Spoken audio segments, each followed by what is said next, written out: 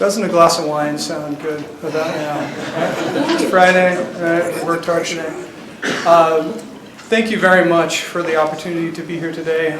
I come from the land of Wyoming versus Colorado, the banks of the Laramie River. My name is Jason Robinson. I teach water law at the University of Wyoming, courses in basic water law, advanced water law seminar, field seminar, federal courts, and international environmental and natural resources law. Over the past 5 years, my work has focused mostly on what I would describe as inter-sovereign relations over water resources, mostly focusing on federal, state, and tribal relations in the American West. I wrote a dissertation back at Harvard University on the law of the river, future of the law of the river. I do work on Montana versus Wyoming, and as well, more recently, work on what I call indigenous water justice, again with a focus on the American West. So greatly appreciate the invitation to moderate today this panel that's keeping us all from that fine glass of wine and the weekend to boot. It's an honor to moderate this panel, particularly because of the photo that Justice Hobbs kicked off the event with, and that is a photo of Delph Carpenter. This is Delph Carpenter's alma mater, which I think is a great token or great legacy for this institution. As far as the panelists who will be joining me today, we framed the panel in a slightly different way. I'm going to break down what that structure looks like, but initially I want to introduce the individuals collectively rather than doing one-by-one individual introductions. So I'll do it in alphabetical order. Sitting in the middle is my colleague, Professor Christine Klein. She is the Chesterfield Smith Professor of Law at the University of Florida, Levin College of Law. She holds a BA from Middlebury College, a JD from the University of Colorado Law School. Fred, please don't do anything rash in that regard, as well as an LLM from Columbia University Law School. Her legal experience, like all the panel, that of all the panelists, vast, both in the academy and as a practitioner. She began her career, notably, however, as a water rights litigator at the Colorado Attorney General's office. Her legal experience also includes positions as a law clerk for the U.S. District Court of Colorado and a Ninth Circuit law clerk. In her academic work, Christine teaches and writes in the areas of water law, natural resources law, and property. Among other accomplishments, she served on 2 committees of the National Academy of Sciences and National Research Council studying an area that's familiar to all of us who have attended the event today, and that is the California Bay Delta. So welcome, Christine. It's wonderful to collaborate with you again. Second in the line, Mr. David Robbins. Mr. Robbins, or David, is the president and co-founder of Hill & Robbins PC, where his practice here in Colorado emphasizes the fields of water law, natural resources law, water quality, and environmental law. David holds a bachelor's degree from Stanford University and a JD from the University of Wisconsin at Madison. David's practice background, I could probably devote the panel to it, to be honest. So just a few snapshots. He also practiced in the Colorado Attorney General's office as a first assistant attorney general and head of the natural resource section. Did that in the mid-70s. Later appointed deputy attorney general for the state of Colorado. Did that for a stint from 1977 to 1978. Subsequently, or I should say in that capacity, his AG's work represented the state of Colorado in a variety of interstate water matters. Also represented the Colorado Water Conservation Board, defended the constitutionality of the state's first in-stream flow protection law. That's all public sector work, private sector side. Private side, David's experience is equally vast. He has served since 1981 as general counsel of the Rio Grande Water Conservation District, counsel of record for the state of Colorado in the U.S. Supreme Court case we heard of earlier, Kansas v. Colorado concerning the Arkansas River Compact, and not to be outdone, also in with respect to the Republican River, served as general counsel to the Republican River Water Conservation District since its creation in 2004, as well as special counsel in the Durango area to Southwestern Water Conservation District for over 20 years. I could say much more. I'll only add one other additional thing, though. Mr. Robbins was named the Colorado Water Leader of the Year in 2012 by the Colorado Water Congress. So it's an honor to have you here, and I look forward to the conversation that we're going to have. Last but not least, Mr. Chad Wallace. Chad Wallace is affiliated with the Colorado Attorney General's Office, specifically is the Senior Assistant Attorney General for the state of Colorado. He's a graduate of the University of Colorado Law School, CU again, did his undergrad at CU, also holds a master's degree from the University of Toronto that focused on medieval history, right? Like the intellectual history of water resources in medieval England or something like that. Exactly. Yeah, right. Anyway, very well credentialed, undoubtedly. As far as the kind of trajectory of his career, Chad began as a judicial law clerk in the Denver area, specifically for the Denver District Court, working for the chambers of Judge Robert Hyatt. Since also private practice in Denver, mostly focusing on real estate litigation, subsequently bounced to the Colorado AG's office. And in his capacity as an attorney for the Colorado AG's office, clients include Division of Water Resources, Division of Parks and Wildlife, Colorado Water Conservation Board. He's worked on South Platte Endangered Species Act issues. He's worked on the negotiations culminating in a reserved right being secured via negotiated settlement for Black Canyon and the Gunnison National Park in the mid-2000s. And he's also more recently worked on Rio Grande compact issues. So I guess I'll say please join me in welcoming the panelists here.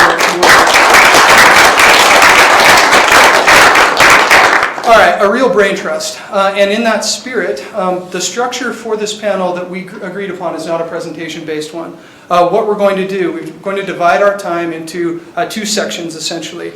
We've agreed on 6 prepared open discussion questions that essentially revolve around 3 topics, 2 questions for each topic. We're going to go through those in a round-robin, informal way. Like I said, they were pre-screened, so everyone knows about them ahead of time.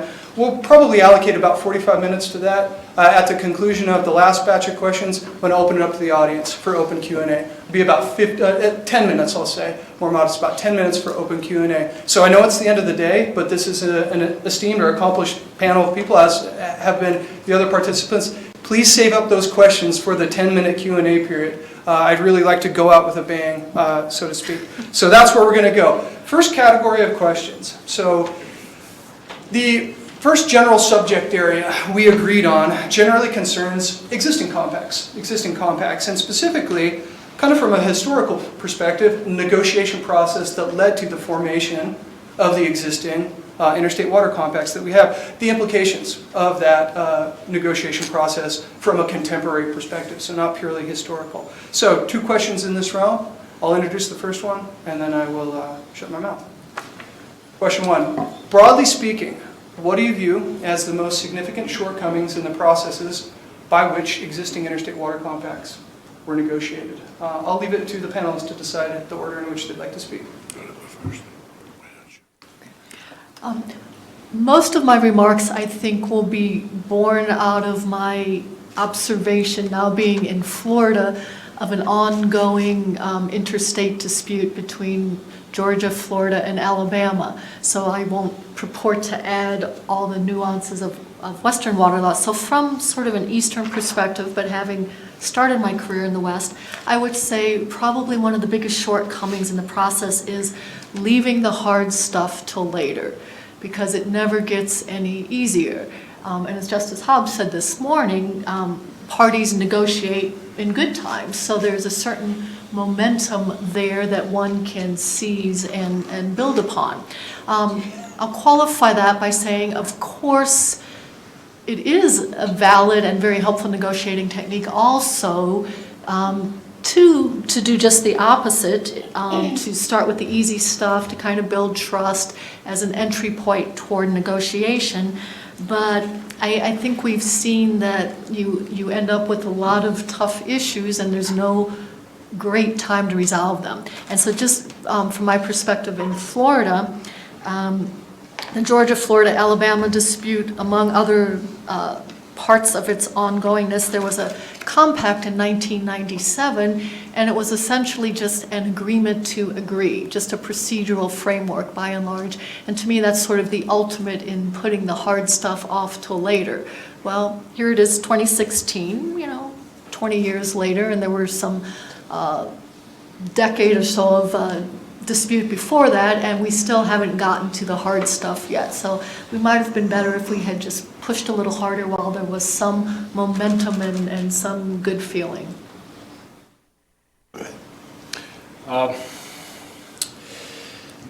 I don't know that if you look at what the compacts are supposed to do with their kernel, which is assign a consumptive use allocation to each of a number of states or political entities or even geographic regions. If you look at that as what they're supposed to do, there is no real shortcoming. It's when you try to take care of the rest of the details that it gets more difficult. So if you try to put too many details in, you get to the problem of a compact being negotiated in its contemporary context. And for a lot of the Colorado River compacts, meaning the state of Colorado, not the river itself, they're based on fully developed irrigation uses. So that's what the states are looking at. What are we using now? How do we preserve that? The Colorado River itself is more prospective in nature. So if you leave the compacts to just looking at how much does each state get, when you get these problems coming down the line, you leave enough room to figure out solutions, because there are going to be problems you don't anticipate. So I think that's sort of the key. If you leave enough room to figure out what these problems are and figure solutions to them later. If you try to box yourself in, you are going to miss development in the future.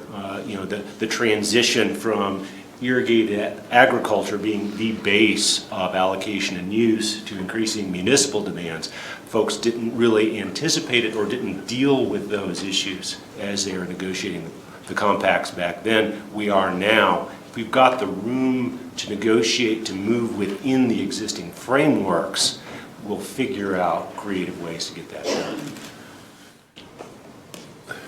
As we all know, everyone who has wandered through Colorado statutes, every compact is different. They all address a different political environment, a different time, a different flow regime, a different absence or presence of reservoirs. So you can't, I only am going to say there are two things looking back that I think were not handled well in any of our compacts. The first is obviously a failure to address the issue of groundwater development and the interaction between ground and surface water. All of our compacts deal with surface water gauges, surface water flows, and don't look at the enormous resource that both crosses state lines and is used in the states. The second is that the compact framers have universally been unwilling to set up any sort of dispute resolution process that was in any way effective. They have put in what I think are sort of phony dispute processes which say the compact administration will consider it, but of course it requires unanimous consent, which is the same as saying it's not dispute resolution. So the failure to provide a mechanism to at least handle the engineering problems, I think, is something that we should think about and learn from, because to me, that is a weakness. We spend enormous amounts of money because our only way to break a logjam is to go to the Supreme Court. You know, if there is a logjam, you can't break it. You either have to go back to your quarters and live with life, and live life the way it is, or you got to go to the Supreme Court. And that's nuts. So that to me is something that in the future, if you wanted to try to figure out how to make it work better, you'd at least try to instill some alternate dispute resolution processes in the compacts. Yeah, that comment there would be a really smooth transition to the second batch of questions that we have on compact litigation. But before we get there, we're going to address part B of this question. I could have consolidated the two into one, and both David and Chad's comments show that, but it's one thing to note that historically shortcomings existed in the way in which compacts were negotiated, right? It's another to think about what implications does that have nowadays, contemporary implications for, say, compact administration or for the existing architecture of apportionment schemes. We've kind of already gone there, but at the same time, panelists want to address this kind of natural additional aspect of the question or the query. How exactly have these shortcomings in the negotiations been detrimental to the composition and administration of existing compacts? We're going to reverse. You're going to listen to me croak twice. I'm going to answer the first question that I asked for the second weakness I addressed. It's because sovereigns don't want to give up sovereignty unless they do it intentionally and by their own authority and control. So setting up dispute resolution is tricky because as soon as you start venturing into making additional concessions, states don't like to do that unless the state actually is involved in making those decisions. So that becomes a real impediment to a more rational dispute process. Other panels? I generally agree with David that you have a very good observation on dispute resolution. If you're going to leave a compact open enough and broad enough so that you're able to address these issues, there has to be a willingness from all of the states to come forward and do that. And that's not always there. If you can sit back and say the status quo is fine and we don't need to address groundwater depletions or irrigation efficiency changes within the system, you're not going to get anywhere. That's where litigation then comes into play. Not always the best way to deal with it because it's a very inefficient way of addressing all the problems that the various states might have. Another thing dealing with groundwater, that was not addressed in the compacts, yet we've got a lot of these compacts which have subsequently said impacts of groundwater withdrawals are included in these allocations of surface water. That is the impacts to the surface water system. And sometimes we have adequate ways to measure that, but measuring groundwater impacts is very different than measuring surface water flows. So the states really have to work together to find the mechanisms to do that, and usually that's going to be sometime in arrears, which makes administration and compliance that much more difficult because you're looking at years out of impact from well pumping that was allowed perhaps even before the states recognized that was going to be an issue for them. I would just throw in a few thoughts about dispute resolution mechanisms to plan for those in advance or commissions. So there's are any of you familiar with the Delaware River Basin Compact? Yes. And so you can jump in and correct me if I'm wrong, but it's my understanding in that case, just to show you sort of the range of options, there is an authority, commission with broad authority to regulate, to manage, and to actually be in charge of individual diversions and withdrawal permits. So in the West, I think everyone would sort of gasp and say, oh no, the states cannot give up that degree of autonomy over these decision-making standards. Sort of more in the middle, the Great Lakes St. Lawrence Basin Compact more recently sets out some common minimum standards and also has a commission that can address disputes as they arise, but the states retain their, as you would be familiar with in the West, their individual permitting authority. So if one could start on a clean slate, which a lot of the states can east of the Mississippi, maybe we can think about all these kind of options and tailor them to the character and the personality and the flavor and the history of the individual states that are involved. Professor, Please. I wanted to say one more thing. I'm not sure. I want to make sure I don't know if my dear friend, Professor Justice Hobbs, discussed this morning, but I want to make sure that we all understand that compacts are basically the document by which sovereign states cede a portion of their sovereignty as part of working out a deal on a matter of common interest and common sovereignty, okay? And so they can do it any way they want, but there is an instinct on the part of states as sovereigns not to hand over their authority, their control over those things that remain theirs under the Constitution to another without significant constraints. Man, I do want to point out the Delaware Commission was really necessary. New York gets more than half its water from the Delaware. And so New York City, the big gorilla, was already up in the headwaters of the Delaware, just taking water like mad, and the states had to come up with a way so that the interests of the downstream states, Delaware, New Jersey, were fully at the table with New York. And I think the reason that worked is those states did not have a comprehensive water permitting system in place first. So somewhere that has it first, you would indeed, it'd be really hard to give up that sovereignty. But in a state that had more of a common law riparian kind of background, the threat of the, 1,000-pound gorilla seemed bigger than the threat of giving up their non-existent water permitting intrastate system. I totally agree with you. They're riparian states.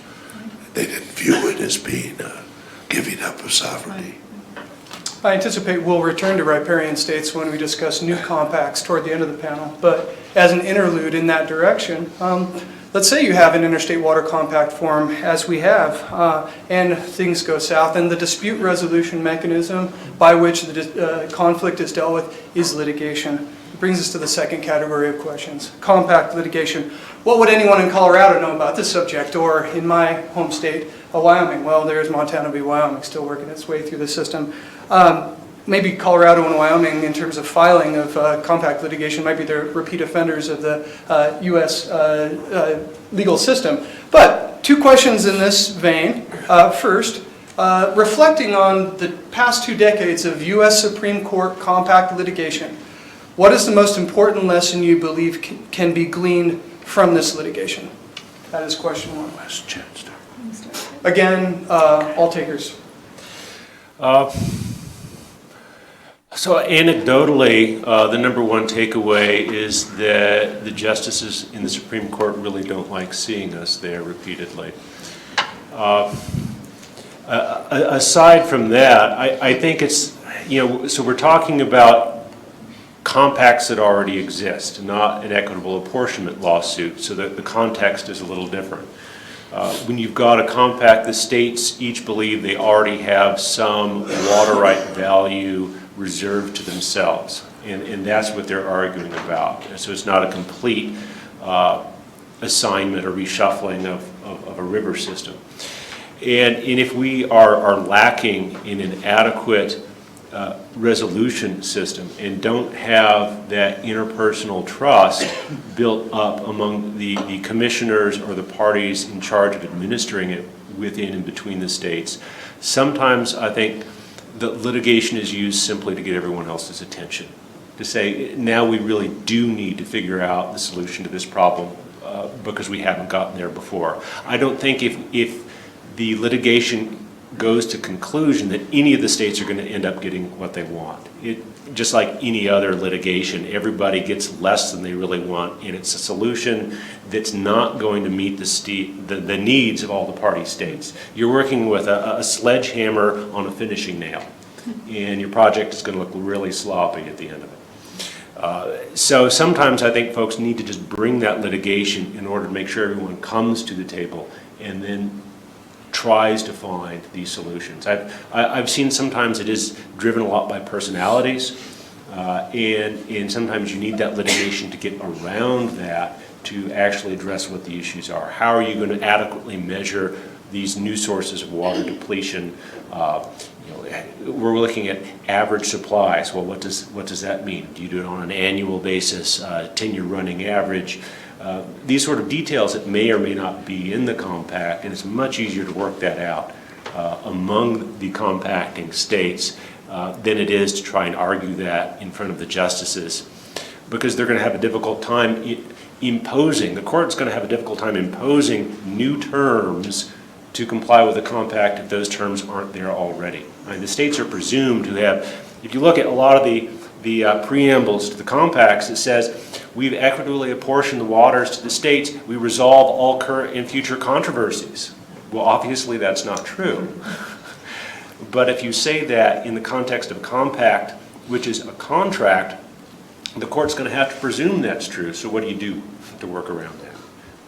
You got yourself in a real box. So we may get more initiated litigation as we are venturing into new territory with groundwater use, with municipal transfer from ag, just the population demands and the new ways we're using water, the interplay with Endangered Species Act. Those all are presenting problems that weren't really contemplated when the compacts were negotiated. That doesn't mean that those solutions are outside of the compact, but it does require some more flexibility in fitting the solutions into the compact. You know, we should talk a bit more about future compact litigation and folks' perceptions on the likelihood of its frequency. But reflecting again on what we've seen over the past 2 decades, I wonder if David or Christine might add to. Yeah,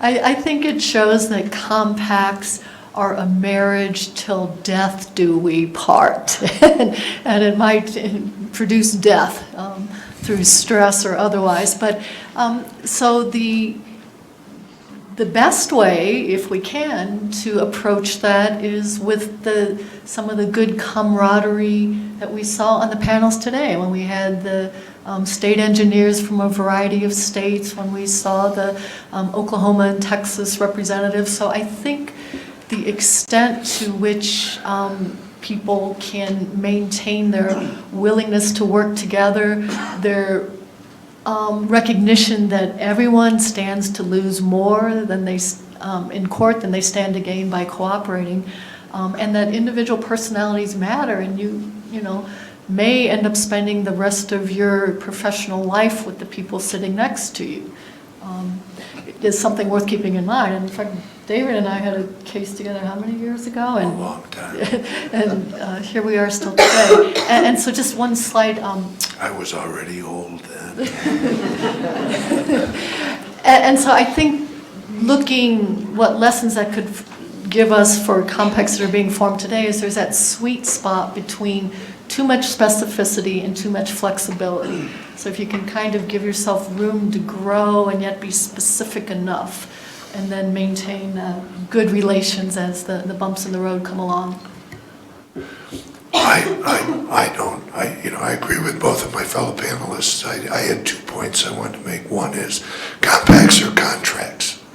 And I know Kevin doesn't like it, but the Supreme Court proved it once again. It's not going to read stuff into contracts. It just looks at what you wrote.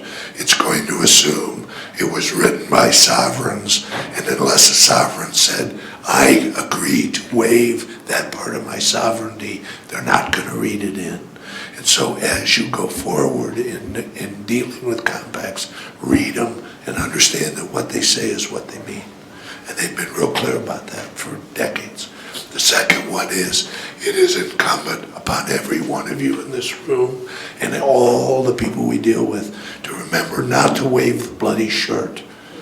Most big compact fights occur in part because when they start, the people who disagree in the respective states go to their legislature and say, I need this many $1 million because those SOBs across the line have done this, and we're going to take them and we're going to throw them on the spear, and we're going to win. And all of these legislators... Have you ever done that? No, I don't do that. I go and say, look, this is a terrible thing. You know, we got to figure out how to settle this. That's my position always, because they just take forever. But what happens is legislatures get it in their mind that they're actually going to win. And when they think win, they mean win in the Perry Mason sense, where the DA goes, or whoever the other on the other side goes, oh God, yes, I lied. And then it's all over and somebody wins. That never happens. And the Supreme Court doesn't like to make other states pay huge amounts of money and huge amounts of water. They're looking for something. So that's the second most important thing we've learned is when we all stand up and tell elected officials who just know one thing, we're going to protect our water. And they will say, go get them. But that means then you got to go get them. that's where we get ourselves into trouble. Because when we realize that we're not really going to go get them, we're going to strike a deal. But then we have to go back in front of the legislature and say, well, it wasn't quite what we thought it was. So that's the other one. What a wonderful segue. Time, money, irrationality. All right, are these factors still, here's question 4, are these still going to hold sway, basically? Do you anticipate an increase or decrease in interstate water compact litigation in the future, and which factors do you consider most determinative in this regard? Throw it open. Chad's looking over here again. Well, yeah, I'm sorry, I caught your eye, so No, I guess it's I gotta go. We've had a spate of interstate compact litigation recently. However, I'd like to say that I'm optimistic in that folks are learning about the other processes that we have going on, working collaboratively to solve some of these issues. And again, I just want to reiterate that, when you get a decision from the Supreme Court about what a compact means, you don't get to go and just change it because the states agree to do something different later. You're stuck. So you keep all of your options open if you're able to come to an agreement. You can even agree later to undo that particular interpretation because something else happens to work better for you all later. But once you've got a case, folks aren't going to back down from that opinion. That becomes the law of the river, and you now are stuck with that, whether that was the decision that works best for everybody or not. So I'd like to say I'm optimistic in that some of this initiated litigation is simply to get folks' attention to try and address the problem. I'm going to follow up on Chad and say I agree.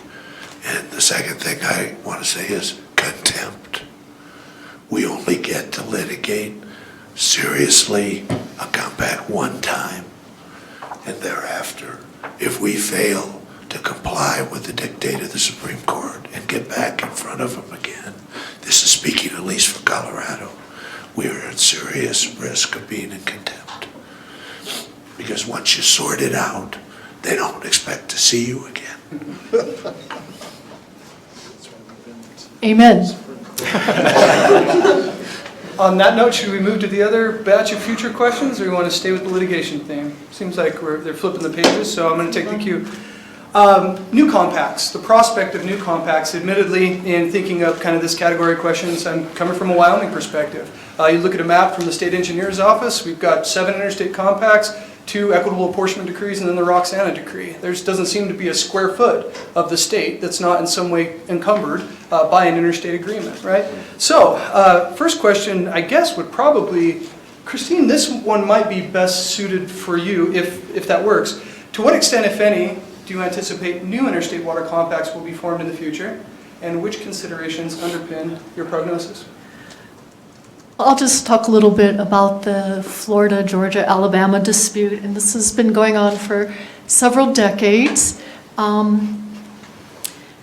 think it's really fascinating. It's really are any of you familiar with this at all? Okay, it's kind of a David versus Goliath story, and of course you have to take what I say with a grain of salt because I'm from Florida, but it's Atlanta, which has been the fastest growing city in the country for various periods, recent periods, is the big upstream force, and the part that Florida has at stake is just where the Flint and Chattahoochee rivers come together, and a tiny little bit, they form the Apalachicola River, and a tiny little bit of that flows across the panhandle of Florida into the Gulf of Mexico. So Florida has just a very small part of the watershed at stake. And we have a very interesting position, and we are fighting to protect the ecology, economy, and way of life. So you have to think about Little Apalachicola, which is on the Gulf of Mexico. It's a little oyster town. It has about 2,300 people. It has supplied a significant share of the nation's eastern oysters. Its main radio station is WOYS. And so it's, it is a really, truly unique, vanishing way of life, our oyster fishery. And of course, there's money and tourism and all kinds of things intertwined. And against that is really pitted something that's more typical and familiar to everyone in this room, a rapidly growing urban area, like represented by Atlanta.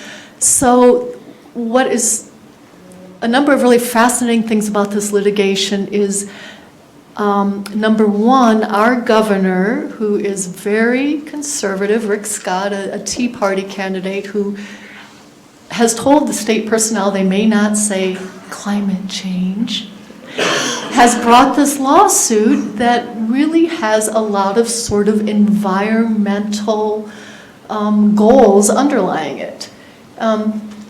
Probably not too surprising because Florida also is a big tourism state, and business and a healthy environment are two sides of the same coin.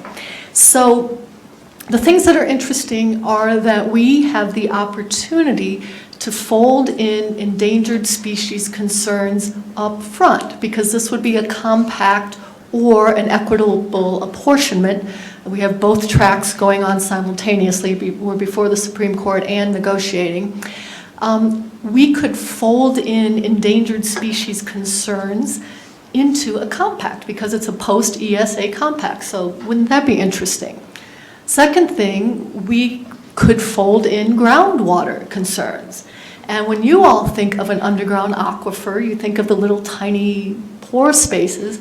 When I think of an underground aquifer, I have seen people cave diving. They go through the springs, which is the expression of the aquifer at the surface, and they dive down and they swim through the aquifer. And we have videos showing that.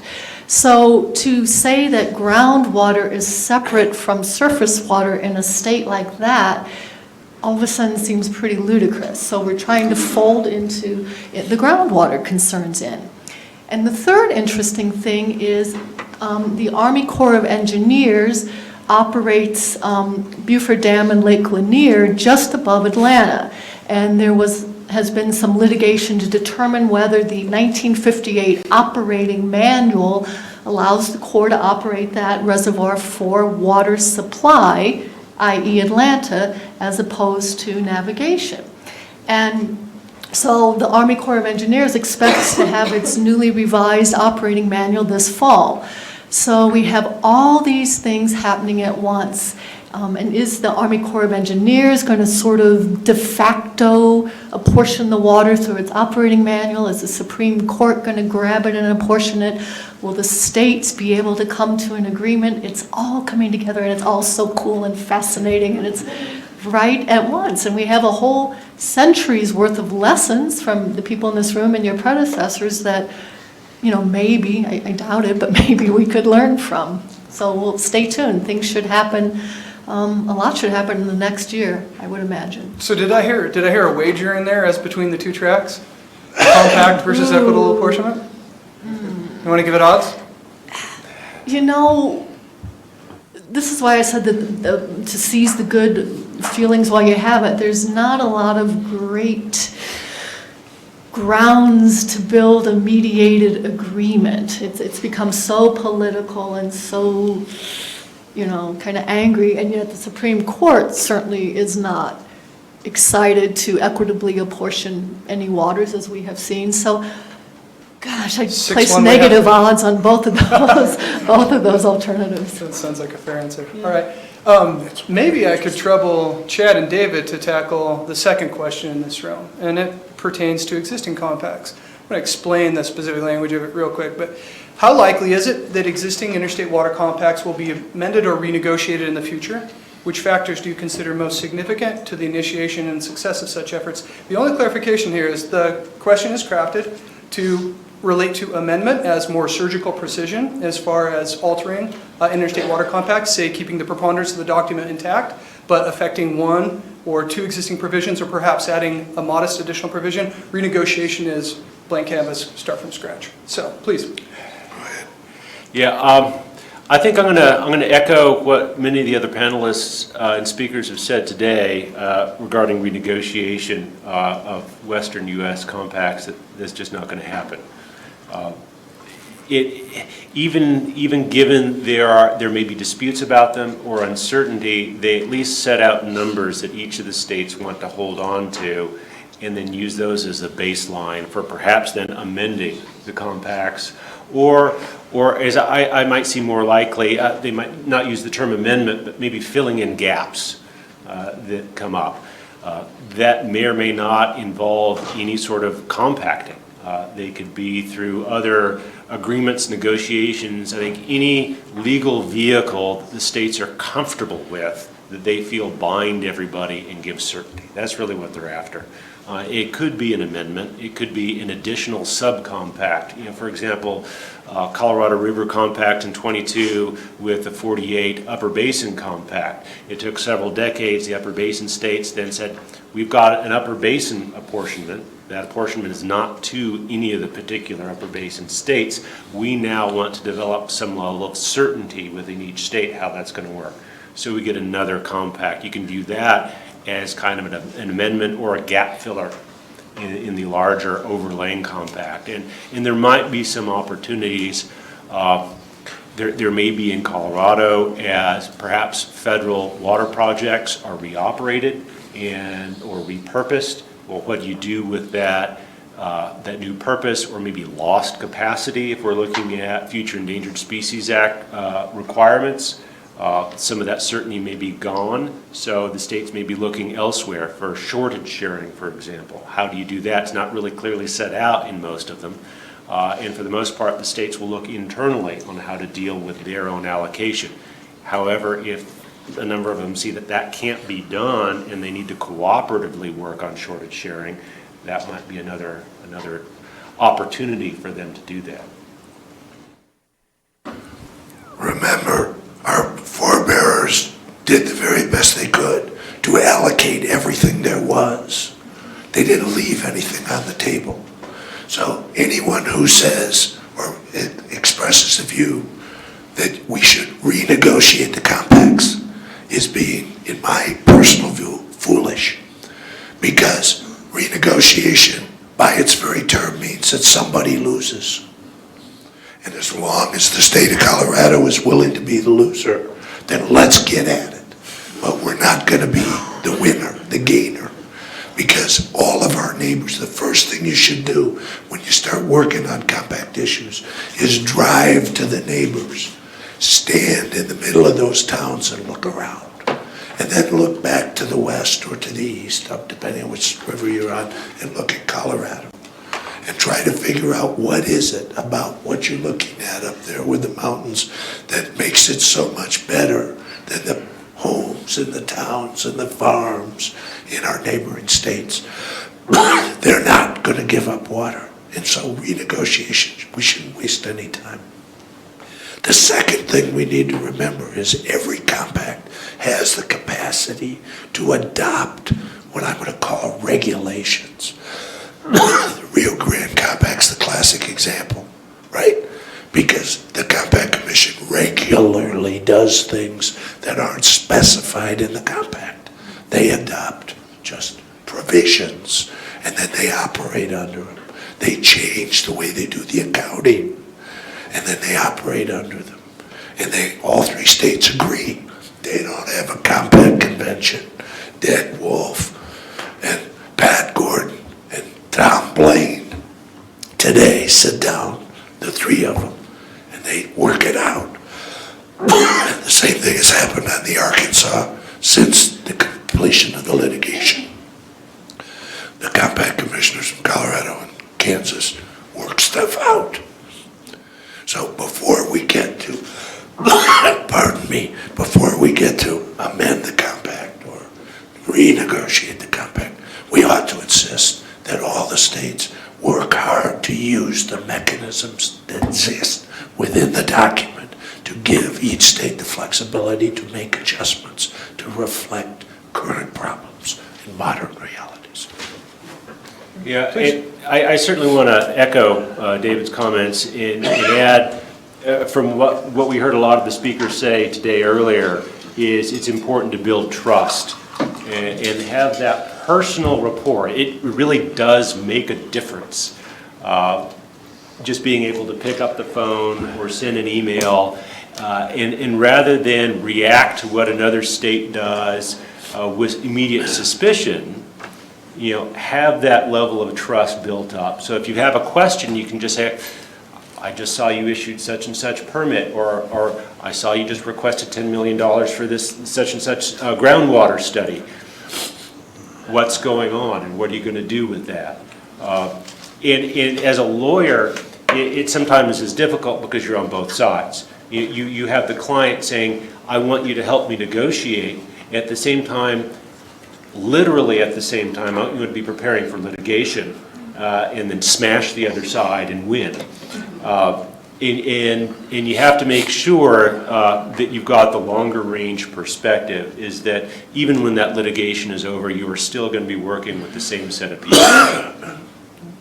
All right. I want to echo that.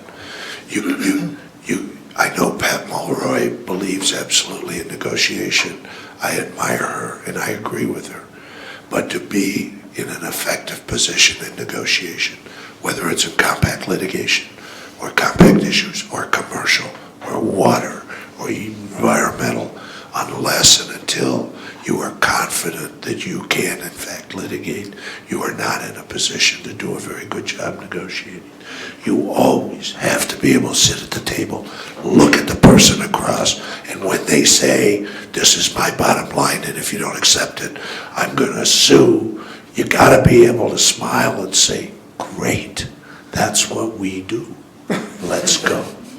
Because if you can't do that, then you're just in the choice of, am I going to accept the demand or not? Litigation as a backdrop to conflict resolution, best alternative to negotiated agreement, right?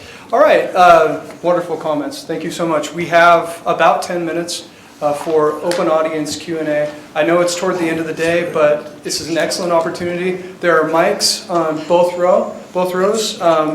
If you would, please approach the mics, state your name, and pose your question, specifically if it's targeted to one panelist or the other. I know you kind of spoke in terms of completely renegotiating. I think it sounded to me a lot of the assumption was, would people and would states on their own want to renegotiate? And the question I kind of posed for you is, looking at the experience of a country like Australia, who had its hand kind of forced to it, had to renegotiate it because a mega drought basically collapsed their agricultural economy. There was going to be shortages in cities like Sydney and Melbourne. And I wanted to hear your perspective, with climate change and all of that. What if we get a mega drought like California's had and extend it, and it happens to Colorado, Utah, and other states at the same time? I don't think it's that unfeasible. I mean, could you see an event like that really force the hand and potentially shift the law quite a bit? Not unless we've gone to sleep. Why would we do that? All you're talking about is having California, Arizona, Nevada figure out how to get more their hands in our pockets further. We really aren't in a position. The compact deals with shortage. Why do we need to renegotiate a document that contemplates shortage? Unless you're wanting somebody to get more water than they will get under shortage criteria applied under the existing compact. Other panelists have input on that as applied to Colorado River Compact or other instruments? I may not be right, but I'm pretty firm in my positions. They might be the same thing, I don't know. Could climate change force renegotiation because that would render existing apportionment schemes inoperable based upon how those apportionment schemes allocate risk or other factors? Could it happen? Mega drought situation? Yes or no? Sure. I think it would. I don't see it as highly likely. I mean, if we get an extended drought, we're already shorted. So then the question is, how much more short are we going to make ourselves in order to give water to somebody else? They're shorted too. So then you've handed a smaller pot of water.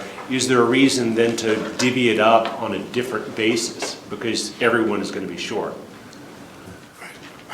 I agree with that. And just just as sort of an apology, I actually used to be an advocate. All right, great question. Glad to have climate change kind of integrated into the dialogue. Other questions? Sir? With the declining of the Ogallala aquifer, would you ever see a compact on the Ogallala amongst all the states? I really doubt it, David. The reason is because the three states have managed the Ogallala so differently. And, Kansas allowed well permits long after Colorado was in a management scheme, but then went into management. And Nebraska lasted significantly longer than that. And so the way our states manage groundwater and allow people to use it, I think would make it kind of hard to do a compact. And from Colorado's perspective, we're the ones for the longest time who've been trying to actually preserve the resource. And so I'm not sure that we have much that we can share, because we sort of made a plan on how this is going to end up for our people. Just as an aside, an interesting case to watch is Mississippi versus Tennessee. Has anybody been following that? Which is before the U.S. Supreme Court, and it has to do with groundwater and not tangential as hydrologically related to surface water. And there is no compact, but Mississippi is essentially making an argument that the state owns and manages the water under its territory, and it's just bringing a basic common law kind of action in conversion for $600 million in damages from Tennessee, mostly Memphis, from sucking up water that otherwise would have been under Mississippi. And it is before the U.S. Supreme Court, and I would imagine the court hopefully will dismiss that idea and maybe, give us some guidance on whether there can be an equitable apportionment of groundwater. And if so, what does that mean? Application. But in Colorado, the court's already done it to us, right? Because on both the Arkansas and the Republican compacts, they readily agreed that the groundwater was part of the compacted flows, and their approval of the master's rulings in both cases says, as far as the eastern part of Colorado, we're pretty much all done, all in. Yeah, I think it's interesting, as David said, the groundwater impacts are already accounted for on the Republican in Arkansas. So to the extent Ogallala pumping impacts surface flows, it's there. If you look at all the states that have Ogallala water, they use very different schemes to permit, apportion, allow withdrawals. And I'm not even sure that the impacts of one state affect another. Does what Texas does, does their Ogallala groundwater pumping impact Nebraska? I think those states would have to weigh that at all.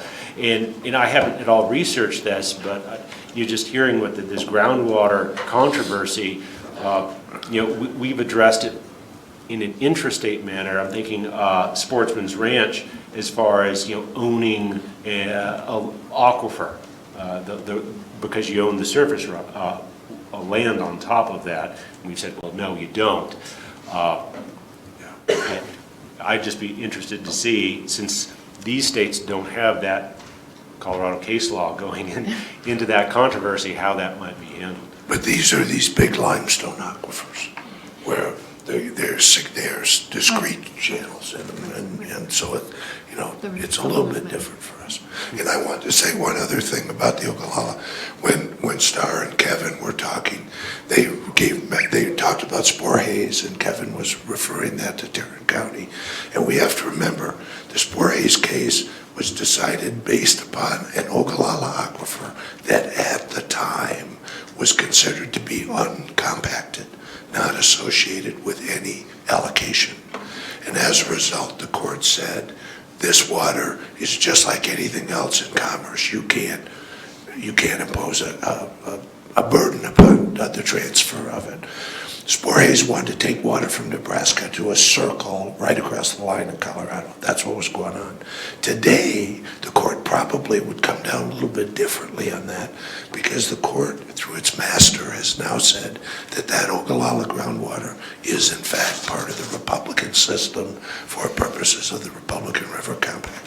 And if it is in fact now compacted water, then the state, the Commerce Clause issue has already been decided because Congress accepted the compact as written, which means that all of the water covered by the compact is allocated according to its terms by each of the sovereigns. And so we no longer have an article of commerce in the Ogallala groundwater within the Republican Basin. It's now part of a compacted portion of the water. So when you analyze this Commerce Clause stuff, the first thing you got to do is say, has Congress agreed to a different way in which these mini sovereigns have already dealt with the property within their borders? All right, we're actually at time, and I know we're the last panel, so I want to be respectful of that. Please join me again in thanking the panelists and the law review.